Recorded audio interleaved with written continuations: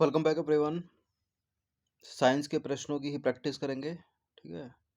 और test number होगा ये 50। इस टेस्ट सीरीज की प्लेलिस्ट बना रखी है, वहाँ पर आप टेस्ट नंबर 1 से लेकर 50 तक पहुँच सकते हैं। डिस्क्रिप्शन बॉक्स में लिंक है उसका, और फ्री टेलीग्राम ग्रुप से जुड़ जाएगा सिविल सर्विसेज स्टडी के। चलिए स्टार्ट करते हैं। क्वेश्चन नंबर 1 है यहाँ पर। सूची 1 को सूची 2 के साथ सम्मिलित करना है। सूची 1 में है औषधीय वर्ग और सूची 2 में है औषधीय अणु। कौन सा इसमें प्रतिजैविक है यानी एंटीबायोटिक, कौन सा जड़रोधी है, कौन सा प्रशांतक है, कौन सा दर्दनाशक है। पैरासीटामोल, डाइजेपाम, पेनिसिलिन और एस्प्रिन। देखिए पैरासीटामोल तो सभी को पता होगा, जड़रोधी है, ठीक है। पेनिसिलिन एंटीबायोटिक है यानी प्रतिजैविक है। एस्प्रिन या डेस्प्रिन ये दर्दनाशक, और प्रशांतक हो गया डाइजेपाम। तो ए का हो गया 2 और बी का हो गया 4। तो वैसे तो एक से एलिमिनेट हो गया, ए का 2, बी का 4, सी का 3, डी का 1। तो प्रतिजैविक यानी एंटीबायोटिक पेनिसिलिन है, पहला प्रतिजैविक था। अलेक्जेंडर फ्लेमिंग ने इसकी खोज की थी। जड़रोधी में पैरासीटामोल है, प्रशांतक में डाइजेपाम है, दर्दनाशक एस्प्रिन है, इसके अलावा डिस्प्रिन है। पेनिसिलिन की खोज किसने की थी? अलेक्जेंडर फ्लेमिंग ने। ए है इसका आंसर। देखिए पेनिसिलिन की खोज की थी अलेक्जेंडर फ्लेमिंग ने। कब की थी? 1928 में, ठीक है। और यह है स्टेफिलोकोकी और स्ट्रेप्टोकोकी जैसे बैक्टीरिया के कारण होने वाले संक्रमणों के इलाज के लिए इस्तेमाल किया जाने वाला पहला प्रतिजैविक यानी एंटीबायोटिक था। पेनिसिलिन अभी भी जीवाणु संक्रमण के उपचार में एक आधारशिला है। प्रतिजैविक या एंटीबायोटिक को का सबसे प्रसिद्ध उदाहरण पेनिसिलिन है, जो जीवाणु कोशिका भित्ति के संश्लेषण को रोककर काम करता है, अंततः जीवाणुओं को मारता है। क्वेश्चन नंबर 3 है, निम्नलिखित में से कौन सा विटामिन यकृत यानी लिवर में संग्रहित होता है? लिवर जो कि मानव शरीर की सबसे बड़ी ग्रंथि है, इसमें विटामिन के, विटामिन डी, विटामिन ई ये सभी जो है संग्रहित होते हैं। डी है इसका आंसर। इनके रासायनिक नाम भी पूछ लेता है विटामिन के। विटामिन के का फ्लेक्विनोन है, विटामिन डी का कैल्सीफेरॉल और ई का टोकोफेरॉल। और इसमें वसा में घुलनशील है, ये भी वसा में घुलनशील है। ये तीनों के तीनों विटामिन वसा में घुलनशील है। वसा में कौन कौन से विटामिन घुलनशील होते हैं? ए, डी, ई और के, ठीक है। और जल में जो घुलनशील है वो कौन कौन से हैं? बी और सी। और बी की सारी सीरीज जैसे B1, B2, B3, B5, B7, B9, B12।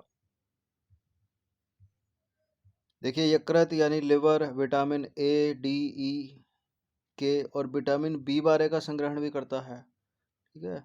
Vitamin B12 जो कि विटामिन B12 जल में घुलनशील है, उसका भी संग्रहण करता है ये यकृत। विटामिन ए की बात करें तो यकृत विटामिन ए का प्राथमिक भंडारण अंग है जो वसा में घुलनशील है। ए। विटामिन डी यकृत त्वचा या आहार बनाने से विटामिन डी का भंडारण कर सकता है, ठीक है। यकृत त्वचा या आहार से विटामिन डी का भंडारण कर सकता है। विटामिन ई की बात करें, यह एक एंटीऑक्सीडेंट है। यह फ्री रेडिकल से कोशिकाओं को नुकसान होने से बचाता है। इसका रासायनिक नाम है टोकोफेरॉल, विटामिन डी का। विटामिन के की बात करें, इसका रासायनिक नाम फ्लोक्विनोन है और विटामिन B12 का साइनोकोबालामिन है। विटामिन के का जो भंडारण है वो भी यकृत है, ठीक है। और विटामिन के वसा ऊतकों में भी संग्रहित होता है। विटामिन के रक्त के थक्के जमने में मदद करता है और हड्डियों के स्वास्थ्य के लिए महत्वपूर्ण है। यकृत विटामिन B12 का भंडारण करता है और विटामिन B12 का रासायनिक नाम है साइनोकोबालामिन, या कोबालामिन भी है। दोनों सही हो जाएंगे अगर आता है तो। देखिए समूह 1 की शब्दावली को मिलान समूह 2 के उस उद्दीपन से करें जो पौधों की वृद्धि प्रतिक्रिया उत्पन्न करता है। गुरुत्वानुवर्तन, प्रकाशानुवर्तन और थिग्मोट्रोपिज्म और रसायनानुवर्तन। देखिए रसायनानुवर्तन तो रासायनिक ही हो जाएगा, गुरुत्वाकर्षण हो जाएगा गुरुत्वानुवर्तन से, ठीक है। प्रकाशानुवर्तन प्रकाश से हो गया, और थिग्मोट्रोपिज्म स्पर्स हो गया, ए का 4 हो गया और बी का 1 हो गया, यानी सी हो गया इसका 2 का 3, डी 2, सी का 2, डी का 3। तो गुरुत्वानुवर्तन गुरुत्वाकर्षण से, प्रकाशानुवर्तन प्रकाश से, थिग्मोट्रोपिज्म स्पर्श, रसायनानुवर्तन रासायनिक। इस तरह के प्रश्न मिल जाते हैं एग्जाम्स में। इस टेस्ट सीरीज की या फुल टेस्ट सीरीज से जुड़ सकते हैं, नंबर इस पर व्हाट्सअप करके। राइबोसोम के संदर्भ में सही कथन कौन सा है इसमें? राइबोसोम्स कोशिका द्रव्य में उपस्थित झिल्लीदार दानेदार संरचनाएं हैं। इन्हें सबसे पहले इलेक्ट्रॉन माइक्रोस्कोप के माध्यम से 1953 में जॉर्ज पेलाडे ने देखा था। और राइबोसोम जो होते हैं वो प्रोटीन संश्लेषण के लिए कार्यस्थल हैं। बिल्कुल तीनों के तीनों करेक्ट हैं, तो डी हो जाएगा इसका आंसर। देखिए राइबोसोम्स जो है वो कोशिका द्रव्य में उपस्थित झिल्लीदार दानेदार संरचनाएं हैं। 1953 में जॉर्ज पेलाडे के द्वारा ये कण पहली बार इलेक्ट्रॉन माइक्रोस्कोप के माध्यम से देखे गए थे। राइबोसोम प्रोटीन संश्लेषण के लिए कार्यस्थल है, इसलिए उन्हें कोशिका का प्रोटीन कारखाना भी कहा जाता है। ठीक है, कोशिका का प्रोटीन कारखाना किसको कहा जाता है? राइबोसोम को। और एक कोशिका का ऊर्जा ग्रह है, वो किसको कहा जाता है? माइटोकॉन्ड्रिया को। दो प्रकार के होते हैं राइबोसोम, 70 प्रकार के और 80 प्रकार के।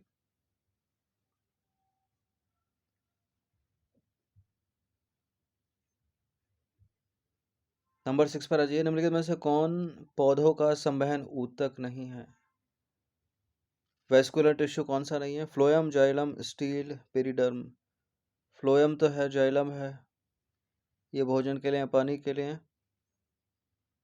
और स्टील का संबंध इन दोनों से है, तो पेरिडर्म नहीं है, यहाँ पर बी है इसका आंसर। देखिए पौधों में संवहन ऊतक यानी वेस्कुलर टिश्यू पूरे पौधे में पानी, पोषक तत्व और प्रकाश संश्लेषण उत्पादों के परिवहन के लिए जिम्मेदार होते हैं। संवहन ऊतक के दो मुख्य प्रकार, जाइलम और फ्लोएम। जाइलम पौधे के अन्य भागों में जड़ों में पानी और घुलनशील घुले हुए खनिजों का परिवहन करता है। फ्लोएम की बात करें तो पत्तियों के नीचे की ओर शर्करा और अन्य चयापचय उत्पादों का परिवहन करता है। ये जो स्टील है वो जड़ या तने का मध्य भाग होता है, जिसमें संवहनी ऊतक होते हैं और इसलिए यह संवहनी तंत्र से जुड़ा होता है। संवहनी ऊतक यानी ये जाइलम और फ्लोएम। निम्नलिखित में से कौन सा अंग एक प्रोकैरियोटिक कोशिका के समान दिखाई देता है? केवल माइटोकॉन्ड्रिया, केवल क्लोरोप्लास्ट, इनमें से कोई नहीं। क्लोरोप्लास्ट और माइटोकॉन्ड्रिया दोनों, ठीक है, दोनों ही होते हैं, ये तो बी हो जाएगा इसका आंसर। माइटोकॉन्ड्रिया और क्लोरोप्लास्ट दोनों एक प्रोकैरियोटिक कोशिका के समान हैं। प्रोकैरियोटिक कोशिकाएं एकल कोशिका वाले सूक्ष्मजीव हैं, जिन्हें पृथ्वी पर सबसे पहले जाना जाता है। प्रोकैरियोट्स में बैक्टीरिया और आर्किया शामिल हैं। एक प्रोकैरियोटिक कोशिका में एक झिल्ली होती है, इसलिए सभी प्रतिक्रियाएं साइटोप्लाज्म के भीतर होती हैं। वे मुक्त जीवित या परजीवी हो सकते हैं। इनमें से क्या रक्त स्कंदन में सहायक है? Which of the following helps in blood coagulation? ये तो विटामिन के है, ठीक है, सी है इसका आंसर। रासायनिक नाम फ्लोक्विनोन। विटामिन के एक विटामिन है जो पत्तेदार हरी सब्जियों, ब्रोकली और ब्रसल्स स्प्राउट्स में पाया जाता है। शरीर में विटामिन के रक्त स्कंदन में प्रमुख भूमिका निभाता है, इसलिए इसका उपयोग रक्त पतला करने वाली दवाओं के प्रभाव को उत्क्रम करने के लिए किया जाता है। नवजात शिशुओं में थक्के जमने की समस्या को रोकने के लिए, जिनमें पर्याप्त विटामिन के नहीं होता उन बच्चों में, और रक्त बहाव को रोकने के लिए उपयोग किया जाता है। क्वेश्चन नंबर 9 है, पृथ्वी के किस केंद्र पर गुरुत्वाकर्षण नहीं होता? ठीक है, कौन सा वो पॉइंट है अर्थ पर? ठीक है, देयर इज नो ग्रेविटी। भूमध्य रेखा पर, समुद्र की सतह पर, पृथ्वी के केंद्र पर, उत्तरी और दक्षिणी ध्रुवों पर। कहाँ पर ग्रेविटी नहीं है? नॉर्थ पोल, साउथ पोल, यह इक्वेटर 0 डिग्री ऊपर का हो गया नदर्न हेमस्फेयर, नीचे का साउदर्न हेमस्फेयर। देखिए यहाँ जो पृथ्वी के केंद्र में है, यहाँ ग्रेविटी नहीं है, तो इसका जो आंसर हो जाएगा वो डी हो जाएगा। पृथ्वी का केंद्र ऐसा है, यदि हम उस स्थान पर हैं तो हमारे आसपास के द्रव्यमान को पृथ्वी की सतह पर संघनित माना जा सकता है, अर्थात पृथ्वी को एक गोलाकार आवरण माना जाता है। एक गोलाकार आवरण के भीतर जाने पर क्षमता में कोई बदलाव नहीं होता, क्योंकि केवल क्षमता में परिवर्तन बल आरोपित करता है। इसलिए तात्पर्य है कि कोई बल है ही नहीं, इसलिए गुरुत्वाकर्षण के कारण त्वरण पृथ्वी के केंद्र में शून्य होता है। निम्नलिखित में से कौन सा विटामिन जल में घुलनशील नहीं है? तो जल में घुलनशील जो विटामिन है वो बी और सी हैं। तो सी का हो गया, रासायनिक नाम भी याद रखिएगा, एस्कॉर्बिक एसिड, और बी की सारी सीरीज हो जाएंगी B1। ठीक है। टोकोफेरॉल के का है, तो ये नहीं होगा। साइनोकोबालामिन विटामिन B12 है, ये भी हो जाएगा। पेंटोथेनिक अम्ल विटामिन B5 है, ये भी हो जाएगा। देखिए जल में घुलनशील जो विटामिन है वो है बी और सी। तो सी से तो एस्कॉर्बिक एसिड हो गया। अब बी की सारी सीरीज, B1 से थायमिन हो गया, B2 से राइबोफ्लेविन हो गया, B3 से नियासिन हो गया, B5 से पेंटोथेनिक एसिड या अम्ल हो गया। विटामिन B6 से हो गया क्या, पायरिडॉक्सिन हो गया। विटामिन B7 से बायोटिन हो गया। विटामिन B9 से फॉलिक अम्ल हो गया। विटामिन B12 से साइनोकोबालामिन। ये विटामिन शरीर में जमा नहीं होते, इसलिए रोजाना लेना होता है इनको। इन विटामिनों को ताजे फलों से, सब्जियों से और साबुत अनाज से प्राप्त किया जा सकता है। विटामिन बी और सी जल में घुलनशील होते हैं, जबकि ए, डी, ई और के वसा में घुलनशील। यह एक ऐसा प्रश्न है किसी भी एग्जाम में कभी भी पूछा जा सकता है। भारत को पोलियो मुक्त कब घोषित किया था? 2 बूंद जिंदगी की पल्स पोलियो अभियान चला था कई सालों तक। 27 मार्च 2014 को भारत को पोलियो मुक्त घोषित देश कर दिया था WHO ने। देखिए WHO के द्वारा भारत को 27 मार्च 2014 को, 14 अभी 24 बोलते हैं क्या, 2014 को पोलियो मुक्त देश घोषित कर दिया। भारतीयों ने देश से पूरी तरह से पोलियो उन्मूलन के लिए पल्स पोलियो नामक एक कार्यक्रम शुरू किया था। पोलियो वायरस के खिलाफ 5 साल से कम उम्र के सभी बच्चों को टीकाकरण में शामिल किया गया। तमिलनाडु वो पहला राज्य था, ठीक है, जो भारत का पहला पोलियो मुक्त राज्य घोषित किया गया था। फाइलेरिया एक बीमारी है जो किसके कारण होती है? कृमि यानी वर्म के, वायरस के, प्रोटोजोआ के या बैक्टीरिया के? फाइलेरिया एक बीमारी है जो कृमि के कारण होती है, ये है इसका आंसर, विशेष रूप से नेमेटोडा। फाइलेरिया परजीवी कृमियों, विशेष रूप से नेमेटोडा के कारण होता है। नेमेटोडा या नेमेटोडे की बात है। संक्रमित मच्छरों के काटने से ये कृमि मनुष्य में फैलते हैं। फाइलेरिया के सामान्य प्रकार के कृमियों में बुचेरेरिया बैनक्रप्टी और ब्रूगिया मेलेई और ब्रूगिया टिमोरी शामिल हैं। फाइलेरिया के लक्षणों में सूजन, बुखार और गंभीर मामलों में एलिफेंटियासिस हो जाता है। ठीक है। रोकथाम की रणनीतियों में मच्छर नियंत्रण और फाइलेरिया रोधी दवाओं का उपयोग शामिल है। प्लाज्मोडियम की प्रजाति जो घातक मलेरिया का कारण बनती है, कौन सी है वो? मलेरियल ओवेल, फेल्सीपेरम या विवैक्स? फेल्सीपेरम है वो, बी है इसका आंसर। प्लाज्मोडियम की प्रजाति जो घातक मलेरिया का कारण बनती है वो है Plasmodium falciparum. Plasmodium falciparum malaria के सबसे गंभीर रूप के लिए जिम्मेदार है, जिसे घातक मलेरिया या फेल्सीपेरम मलेरिया के रूप में जाना जाता है। इस प्रकार के मलेरिया से गंभीर जटिलताएं हो सकती हैं, जिसमें सेरेब्रल मलेरिया भी शामिल है, और मलेरिया पैदा करने वाली प्रजातियों में इसकी मृत्यु दर सबसे अधिक है। अन्य प्रजातियों में प्लाज्मोडियम विवैक्स है और प्लाज्मोडियम ओवेल है, प्लाज्मोडियम मलेरिया है, ये उससे कम घातक है।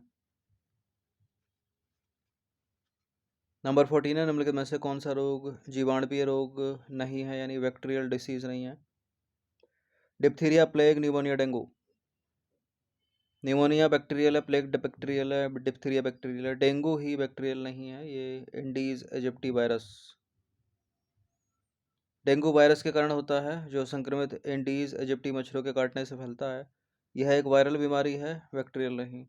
डिप्थीरिया, प्लेग और न्यूमोनिया बैक्टीरिया के कारण होते हैं। जो डिप्थीरिया है वो कारिने बैक्टीरियम डिप्थीरिया बैक्टीरिया के कारण होता है। प्लेग जो है वो यार्सीनिया पोस्टिस बैक्टीरिया के कारण होता है। इनको याद रखिएगा बैक्टीरिया के नाम, ये मैच वैच करने के लिए बना देगा ABCD। न्यूमोनिया जो होता है वो स्ट्रेप्टोकोकस न्यूमोनिया नामक बैक्टीरिया से।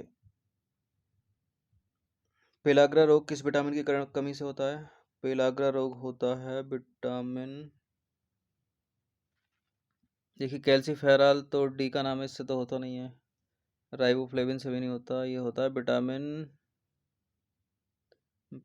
नियासिन B3 से, ठीक है, नियासिन से होता है पेलाग्रा रोग।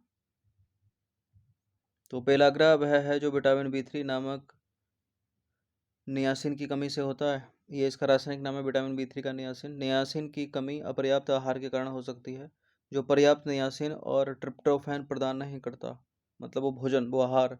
पेलाग्रा के संचेतक लक्षण 3: मनोभ्रंश, अतिसार और त्वचा शोथ। यदि इसका उपचार नहीं किया गया तो गंभीर तंत्रिकीय समस्याएं हो सकती हैं। कभी कभी ये समस्याएं घातक भी हो सकती हैं। जो दूसरे विटामिन थे, थायमिन का B1 का विटामिन B1 का रासायनिक नाम थायमिन, विटामिन B2 का रासायनिक नाम राइबोफ्लेविन, विटामिन डी का रासायनिक नाम कैल्सीफेरॉल। सारे के सारे विटामिन के रासायनिक नाम याद रखिएगा। एलपीजी यानी तरलीकृत पेट्रोलियम गैस या लिक्विड पेट्रोलियम गैस में निर्मित है। क्या क्या होता है उसमें? एक तो ब्यूटेन होता है उसमें, ब्यूटेन ब्यूटेन ब्यूटेन, और दूसरा प्रोपेन। ए है इसका आंसर। लिक्विड पेट्रोलियम गैस यानी एलपीजी का निर्माण प्राकृतिक गैस प्रसंस्करण और तेल शोधन के दौरान किया जाता है। प्रोपेन और ब्यूटेन को प्राकृतिक गैस से पृथक किया जाता है और उच्च दाब पर तरलीकृत किया जाता है तथा सिलेंडर या टैंक में संग्रहित किया जाता है। इसका उपयोग घरों एवं होटल में ईंधन के रूप में किया जाता है। एलपीजी गैस गंधहीन होती है, लेकिन इसमें एक चीज़ मिलाई जाती है, उसका नाम है एथिल मरकैप्टाइन। इसको क्यों मिलाया जाता है? ताकि इसके रिसाव का पता चल सके, और ये बड़ा इंपॉर्टेंट है, इसको याद रखना, पूछा जाता है एग्जाम्स में। निम्नलिखित में से किसका उपयोग खाद्य परिरक्षक यानी फूड प्रिजर्वेटिव के रूप में नहीं किया जाता? फूड प्रिजर्वेटिव एस्कॉर्बिक अम्ल है। फूड प्रिजर्वेटिव सबसे पहले स्टार्टिंग में जो परिरक्षक के रूप में जो है वो यही मिलाया जाता था, ठीक है। सिरका भी मिलाते हैं खाद्य परिरक्षक के रूप में। सोडियम बेंजोएट भी मिलाते हैं खाद्य परिरक्षक के रूप में।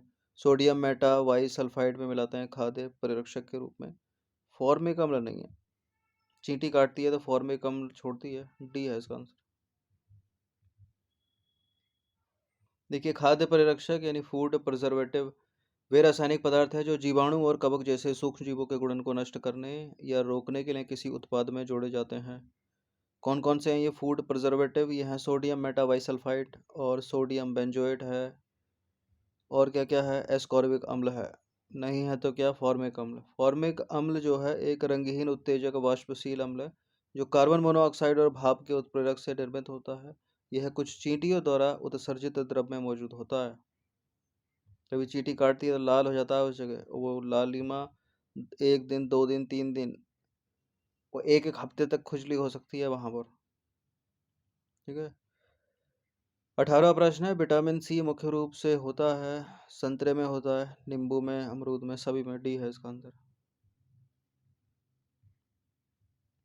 देखिए, एस्कॉर्बिक अम्ल या विटामिन सी मुख्य रूप से नींबू में, संतरे में, अमरूद जैसे खट्टे फलों में मौजूद होता है। इसका एक रासायनिक सूत्र है C6H8O6। यानी अगर आप मार्केट जाते हैं तो आपने अमरूद ले लिए तो संतरा लेने की आवश्यकता है नहीं, क्योंकि दोनों एक ही चीज़ तो दे रही हैं, किसी एक को ले लो।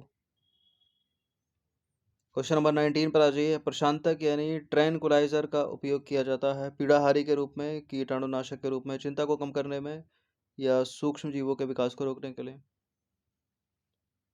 देखिए, जो प्रशांतक होते हैं ना, प्रशांतक मेनली नशे के लिए होते हैं, तो चिंता को कम करने के लिए भी है इसका आंसर। तनाव या चिंता को कम करने के लिए ली जाने वाली औषधि दवा को प्रशांतक यानी ट्रैनकुलाइजर के रूप में उपयोग किया जाता है। यह केंद्रीय तंत्रिका तंत्र पर काम करता है और इसका उपयोग शांत करने, चिंता कम करने, या किसी व्यक्ति को सोने में मदद करने के लिए किया जाता है। फॉर एग्जांपल है रिसरपाइन और बार्बिट यूरिक एसिड और सेनुकल, तो भी सही हो गया चिंता को कम करने के लिए। बाकी जो अन्य थे, कीटाणुनाशक, रोगाणुरोधी कारक होते हैं, रोगाणुरोधी कारक होते हैं जिन्हें वस्तुओं पर रहने वाले सूक्ष्मजीवों को नष्ट करने वाले निर्जीव वस्तुओं की सतह पर लगाया जाता है। प्रतिजैविक यानी एंटीबायोटिक सूक्ष्मजीवों की वृद्धि को रोकते हैं या उन्हें नष्ट कर देते हैं, जैसे कि पेनिसिलिन है एग्जाम्पल। पीड़ाहारी औषधियों का उपयोग चेतना को खोए बिना दर्द से राहत देने के लिए किया जाता है। पीड़ाहारी निमेसोलाइड है, ठीक है।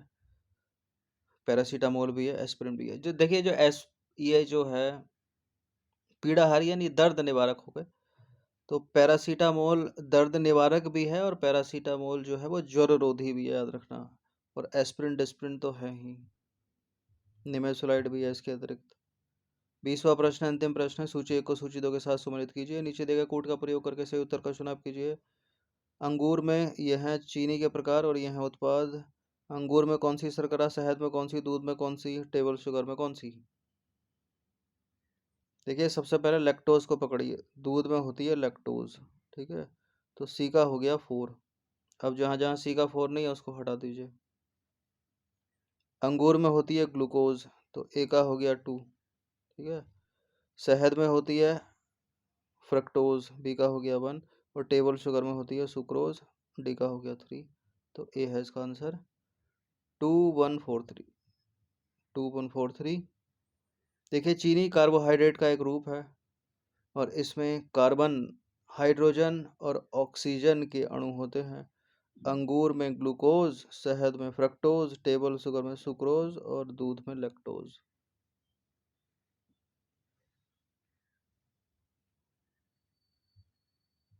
देखिए 15 से 20 प्रश्न आते हैं साइंस के, तो इनकी प्रैक्टिस जरूरी है। और 25 से 28 30 तक प्रश्न या 30 से भी ऊपर संख्या चली जाती है बीपीएससी में, तो याद रखिएगा इनको।